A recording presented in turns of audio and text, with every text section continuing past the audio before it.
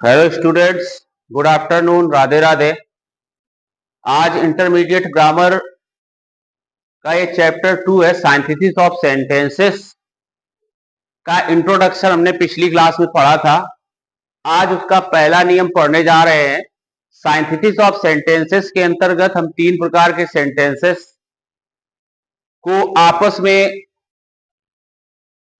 बदलना सीखते हैं, जिसमें सबसे पहला नियम है to make a simple sentence using 2 or more simple sentences।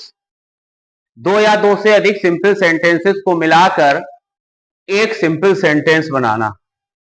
इसके अंतर्गत बहुत सारे रूल्स हम पढ़ेंगे, जिसमें सबसे पहला रूल्स होगा to make a simple sentence using participles. Participles का प्रयोग करते हुए सिंपल सेंटेंस बनाना। अब पार्टिसिपल्स का प्रयोग करते हुए सिंपल सेंटेंस बनाने के लिए फर्स्ट ऑफ ऑल हमें इस बात की जानकारी होनी चाहिए कि व्हाट इज पार्टिसिपल। पार्टिसिपल कहते किसे हैं, पार्टिसिपल क्या है? तो पार्टिसिपल को अगर हिंदी में देखा जाए तो हम अंशकालिक क्रिया कहते हैं। क्या कहते हैं? पार्टिसिपल। तो पार्टिसिपल ऐसी क्रिया होती है जो या तो वर्ब की फर्स्ट फॉर्म में आईएनजी जोड़ने से, वर्ब की थर्ड फॉर्म या वर्ब की थर्ड फॉर्म के साथ, हैविंग के साथ वर्ब की थर्ड फॉर्म का प्रयोग करके बनती है। और ये पार्टिसिपल्स जो क्रियाएं होती है उसके 3 काइंड्स होते हैं। कितने? There are 3 kinds of participle. Number 1 present participle, number 2 past participle और नंबर 3 है परफेक्ट पार्टिसिपल। समझे? तो सबसे पहले आज साइंथेसिस चैप्टर के इंट्रोडक्शन के बाद आज हम पहला रूल पढ़ेंगे to make a simple sentence using 2 और मोर सिंपल सेंटेंसेस। 2 या 2 से अधिक सिंपल सेंटेंसेस को मिलाकर एक सिंपल सेंटेंस बनाना।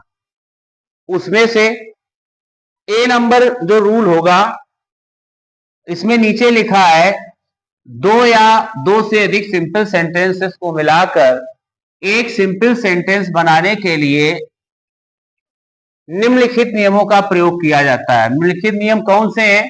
जिसमें ए नंबर नियम जो फर्स्ट नियम है, ये सिंपल सेंटेंस बनाने के लिए नियम है, उसमें सर्वप्रथम जो फर्स्ट रूल है वो है to make a simple sentence using participle. Participle का प्रयोग करते हुए 2 या 2 से अधिक सिंपल सेंटेंसेस को मिलाकर एक सिंपल सेंटेंस बनाना। तो यूजिंग पार्टिसिपल्स। अब पार्टिसिपल को हिंदी में हम अंशकालिक क्रिया कहते हैं। अब पार्टिसिपल की बात की जाए प्रकार की, तो there are 3 kinds of participles. Number 1 present participle, जो वर्ब की फर्स्ट फॉर्म में आईएनजी जोड़ने से बनती है। आया समझ? नंबर 2 पास्ट पार्टिसिपल, जो वर्ब की फर्स्ट फॉर्म में वर्ब की थर्ड फॉर्म से बनती है। परफेक्ट पार्टिसिपल हैविंग के साथ वर्ब की थर्ड फॉर्म प्रयोग करने से बनती है। अब सबसे पहला नियम इसमें पढ़ेंगे प्रेजेंट पार्टिसिपल की सहायता से to make a simple sentence using present participle. अब उससे पहले हम ये पढ़ेंगे कि प्रेजेंट पार्टिसिपल है क्या। तो प्रेजेंट पार्टिसिपल की बात की जाए तो रूल नंबर 1 में लिखा है जब किसी एक ही सब्जेक्ट के द्वारा, जब किसी एक ही सब्जेक्ट के द्वारा 2 कार्य एक ही साथ किए जा रहे हो। जब एक ही सब्जेक्ट के द्वारा 2 कार्य एक साथ ही किए जा रहे हो तो वहां प्रेजेंट पार्टिसिपल का प्रयोग होता है। जैसे, और रूल नंबर इसी का पॉइंट 2 है, हिंदी में जब अर्थ निकालेंगे तो जो प्रेजेंट पार्टिसिपल की वर्ब होगी, इसके हिंदी वर्ब के अंत में कर या करके जैसे शब्द आते, देख करके, खा करके, सुन करके, भाग करके, पढ़ करके, करके या कर शब्द निकलेंगे। उसी वर्ब को हमें प्रेजेंट पार्टिसिपल में बदलकर और सेंटेंस के आरंभ में लिख देना है और पीछे वाला वाक्य जोड़ देना है। और इसी का पॉइंट नंबर 3 है प्रेजेंट पार्टिसिपल की वर्ब वर्ब की फर्स्ट फॉर्म में आईएनजी जोड़ने से बनती है। आईएनजी जुड़ी होनी चाहिए। आईएनजी का मतलब ये नहीं प्रेजेंट कॉन्टिन्यूअस में भी आईएनजी लगता है, तो प्रेजेंट कॉन्टिन्यूअस वो अपनी जगह है, वो आ रही की वजह से लगता है। लेकिन हिंदी वर्ब के अंत में अगर ये कर या करके निकल रहा है और कार दोनों, एक काम हुआ दूसरा समाप्त हुआ, एग्जाम्पल के तौर पर हम नीचे देखेंगे, जैसे लिखा है एग्जाम्पल नंबर 1, इसको हम कहेंगे सिंपल सेंटेंस। ये दो सिंपल सेंटेंस हैं, इनको जोड़कर एक ये कंबाइन बनाया गया। जो सेंटेंस अलग अलग होते हैं उन्हें हम सेपरेट कहते हैं। क्या कहते हैं? सेपरेट, अलग अलग। और जब जोड़कर एक वाक्य बनाया जाता है उसको हम कंबाइन सेंटेंस कहते हैं। तो अगर सेपरेट की हम बात करेंगे तो सेपरेट सेंटेंस में लिखा है the thief heard the noise. चोर ने शोर सुना, पास्ट टेंस में। इसी का बी पार्ट है ही रैन अवे, वह भाग गया। वह मतलब चोर। चोर ने शोर सुना, वह भाग गया। अब दोनों सेंटेंस को मैं कंबाइन करके एक सिंपल सेंटेंस बनाना। ये दोनों सिंपल सेंटेंस हैं। पहला लिखा है the thief heard the noise, चोर ने शोर सुना, और उसी का दूसरा बी पार्ट है ही रैन अवे, वो भाग गया। अब यही बात हमें एक ही सेंटेंस में कहनी है, तो हम कहेंगे शोर सुनकर चोर भाग गया।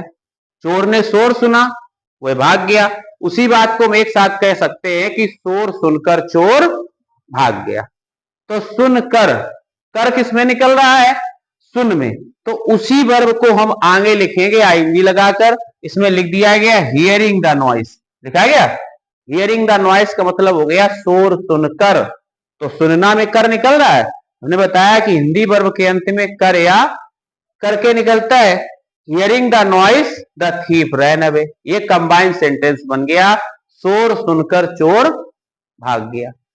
पहली बात तो ये। अब दूसरा एग्जाम्पल और देख लो। दूसरे एग्जाम्पल में लिखा है टर्न टू द लेफ्ट, बाएं मुड़िए। बी में लिखा है you will see the clock tower, तुम्हें घंटा घर दिखाई देगा। क्लॉक टावर मीन्स क्या होता है? घंटा घर। प्रॉपर जो बड़े स्टेशन है, अपने यहाँ सेंटर पे जाओगे तो बड़ा सा एक टावर बना है, उसमें एक घड़ी बहुत बड़ी बनी है, घड़ी चलती भी है? और लगभग बड़े स्टेशन पर दिल्ली जाएंगे हर जगह तो घंटा घर जरूर होता है। घंटा घर एक बड़ी टावर पर एक बड़ी सी घड़ी लगी होती है, वो घड़ी प्रॉपर चलती है, बैठ के देखेंगे, लेकिन वो इन छोटी घड़ियों की तरह चलती दिखाई नहीं देगी, लेकिन टाइम उसका सेटल। उसी को हम क्लॉक टावर या घंटा घर कहते। तो कोई पता पूछ रहा होगा क्लॉक टावर कहाँ है, तो किसी ने बताया टर्न टू द लेफ्ट, आप बाएं मुड़िए, you will see the clock tower, तुम्हें घंटा घर दिखाई देगा। अब इन्हीं दोनों सेंटेंस, अभी ये दोनों सेंटेंस सेपरेट हैं, दोनों सिंपल, दो से अधिक हो सकते, तीन हो सकते, चार हो सकते, पांच, लेकिन उनको हम इस तरीके से कंबाइन करना है कि जो उन तीन चार, कम से कम दो होंगे, दो से अधिक तीन चार छह आठ हो सकते हैं, लेकिन उनको इस तरीके से कंबाइन किया जाए कि जो मीनिंग इन चार पांच सेंटेंस की निकल रही है अलग अलग, वही मीनिंग हमारी एक कंबाइंड सेंटेंस की निकलनी चाहिए। उसी को हम सिंथेसिस ऑफ सेंटेंस कहते हैं। वाक्यों को आपस में जोड़ना कहते हैं कि अर्थ का अनर्थ नहीं होना चाहिए। तो इसमें लिखा है टर्न टू द लेफ्ट, दाएं मुड़िए, बाएं मुड़िए, you will see the clock tower, तुम्हें क्लॉक टावर दिखाई देगा। तो सीधा सीधा हम कह सकते हैं टर्निंग टू द लेफ्ट। क्या कह सकते हैं? दाएं मुड़कर या दाएं मुड़ते ही तुम्हें क्लॉक टावर दिखाई देगा।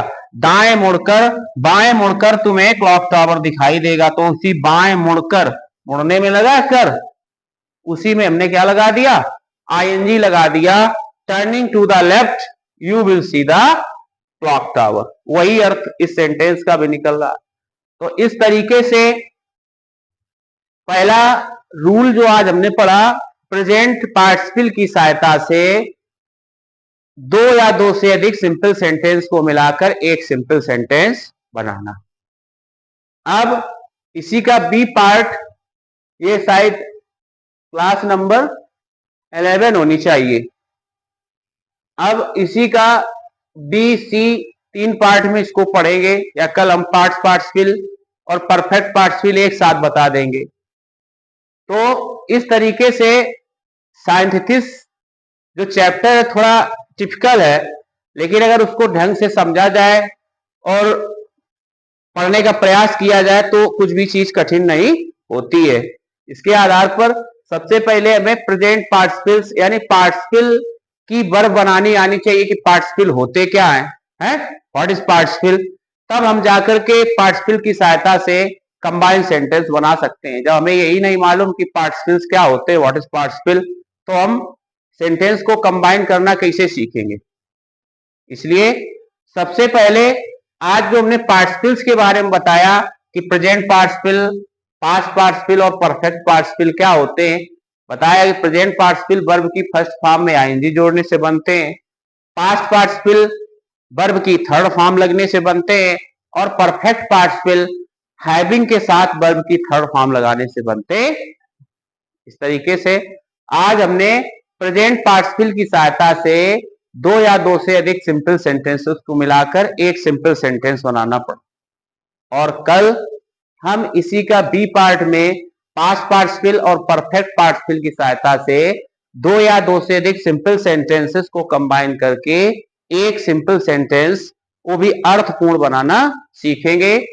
तब तक के लिए इसी तरीके से जुड़े रहिए और बराबर जो भी वर्कशीट दी जाए, एक्सरसाइज दी जाए, उसको सॉल्व करते रहिए। और अभी इसी के साथ हमने पिछले क्लास में दो तीन इंटरनल क्लास हो गई, बीच में किसी कारणवश क्लास नहीं चल पाई, तो प्रयास हम ये करेंगे कि विदाउट डिले लगातार क्लास को कंटिन्यू रखा जाए।